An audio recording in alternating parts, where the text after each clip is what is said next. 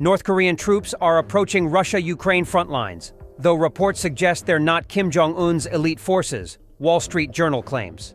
The North Korean troops nearing Russia's front lines with Ukraine may not be Kim Jong-un's best and brightest. They are seemingly young, teenagers or in their early 20s, and likely in the early stages of military conscription, according to video footage and intelligence officials. The soldiers appear relatively short and slightly built, reflecting widespread malnourishment across impoverished North Korea, military analysts say. Their special forces training would have focused on assassinations and infrastructure destruction in mountainous South Korea, a far cry from the trench warfare unfolding in the flat plains along the Ukrainian-Russian border. The fresh-faced troops have likely never left North Korea. The country's army operates aging and outdated conventional military equipment. Mere cannon fodder mercenaries, South Korean Defense Minister Kim Yong-hyun told lawmakers on Thursday in an assessment of the troops. Kim Jong-un, North Korea's 40-year-old dictator, may want to gauge internal reaction to the move, as well as the Kremlin's, by first sending those deemed relatively expendable, said James J.B. Park, a former South Korean defense and national security official.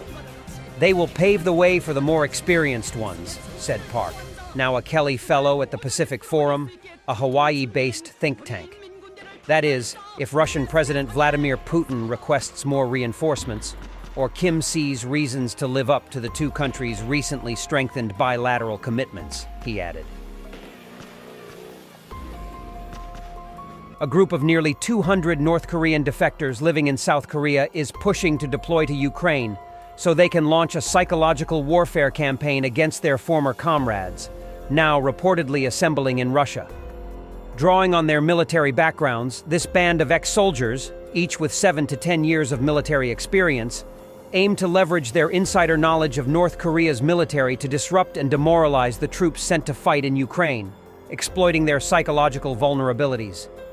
We are all military veterans who understand North Korea's military culture and psychological state better than anyone else, An Chan-il, a 69-year-old defector and member of the group, told This Week in Asia.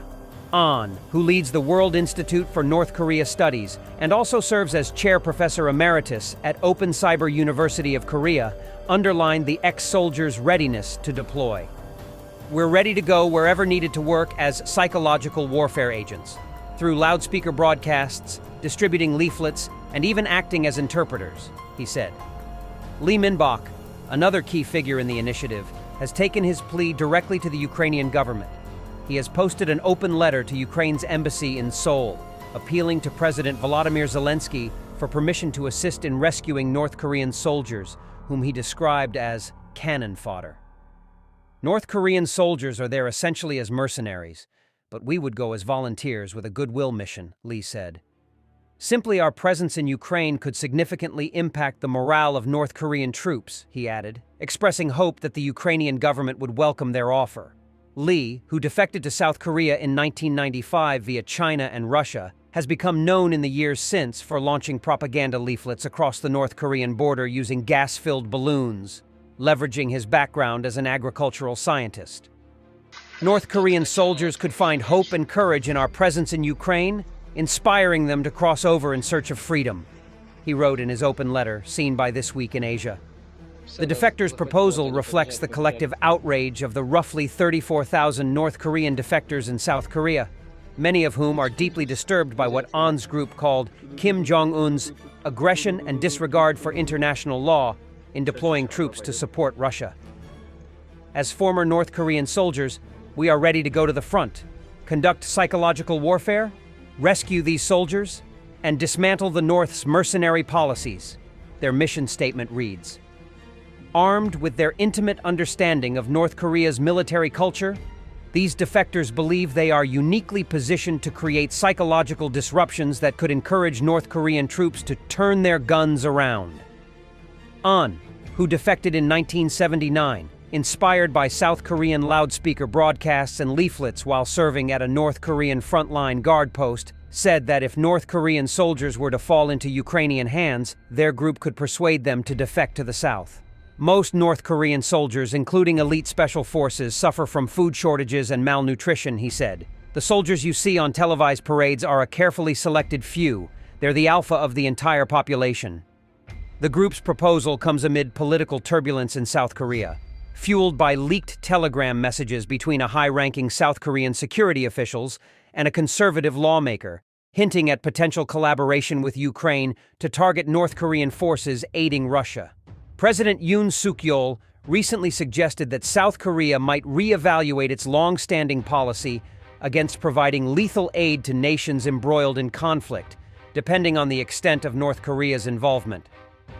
If these volunteers are captured by Russian forces, it would create a diplomatic tangle, he warned, highlighting the ambiguity of their status. President Yoon has made it clear that South Korea will not sit idle if North Korean troops are deployed in support of Russia, suggesting that Seoul may consider supplying arms to Ukraine should North Korean-Russian military collaboration deepen. It appears that Seoul may be moving towards a direct supply of weapons to Ukraine, Y told This Week in Asia, indicating that such support could include defensive systems like anti-aircraft missiles or even offensive artillery shells. The U.S. will not impose new limits on Ukraine's use of American weapons if North Korea joins Russia's war, the Pentagon said on Monday. As NATO said, North Korean military units had been deployed to the Kursk region in Russia. The North Korea deployment is fanning Western concerns that the almost three-year conflict in Ukraine could widen, even as attention shifts to the Middle East. It could signal how Russia hopes to offset mounting battlefield losses and continue making slow, steady gains in eastern Ukraine. The deepening military cooperation between Russia and North Korea is a threat to both Indo-Pacific and Euro-Atlantic security, NATO Secretary General Mark Rutte told reporters after talks with a South Korean delegation about the North Korean deployments. U.S. President Joe Biden said the development was very dangerous. The Pentagon estimated 10,000 North Korean troops had been deployed to eastern Russia for training, up from an estimate of 3,000 troops last Wednesday. A portion of those soldiers have already moved closer to Ukraine, and we are increasingly concerned that Russia intends to use these soldiers in combat or to support combat operations against Ukrainian forces in Russia's Kursk Oblast near the border with Ukraine, said Pentagon spokesperson Sabrina Singh, using a term for a Russian region. The Kremlin had initially dismissed reports about a North Korean deployment as fake news, but Putin on Thursday did not deny North Korean troops were in Russia and said it was Moscow's business how to implement a partnership treaty with Pyongyang.